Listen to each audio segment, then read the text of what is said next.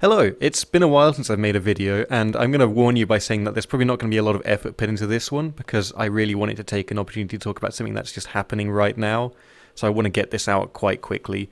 But for those of you who aren't aware, the Royal College of Nursing in the UK has for the first time in history balloted to go on strike. And that's obviously a huge deal, that's never happened before.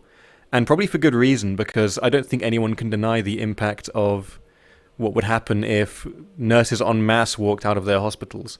It would obviously have a huge impact on patient care, and at the same time, that's part of what has always made striking unpalatable for nurses. They're usually by nature caring individuals who want to do the best for people who they look after.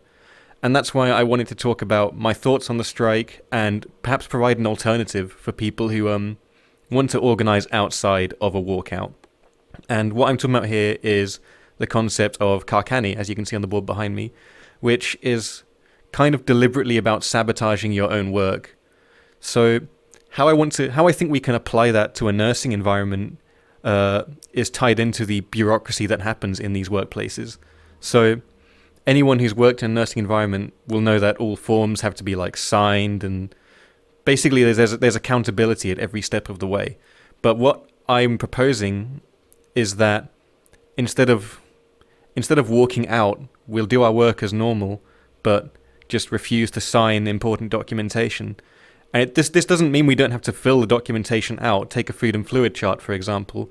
We can record everything a patient consumes, but if that document isn't signed, it's essentially useless to the upper management.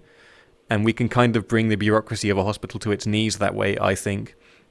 And I think this is more palatable for most nurses because it means they can come in, they can rest assured that they are taking care of the patients, and they're still taking action. You're still ultimately causing problems for the people who are exploiting you.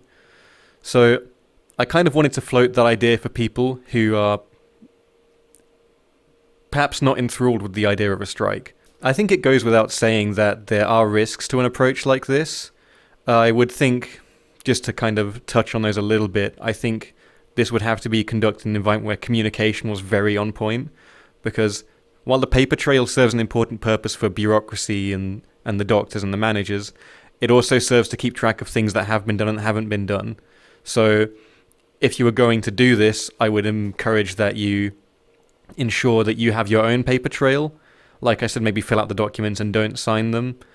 I also think there is a risk of allegations, particularly in mental health settings where I work, where if someone accused me of not doing something that I have done, but no documentation was signed, then I am extremely liable for that. So given that, I know a lot of mental health wards have cameras these days, and I'm sure other wards do too. This would be safer to implement on a ward where there are body cameras or CCTV, and there are other ways to prove that you are doing you're fulfilling your duty of care, basically. And yeah, if anyone else is in the profession and has thoughts on this, maybe on whether this would or wouldn't work on other problems that I haven't considered, let me know. I might talk more in depth about this in another video. Yeah, just if you happen to find this, give me your thoughts.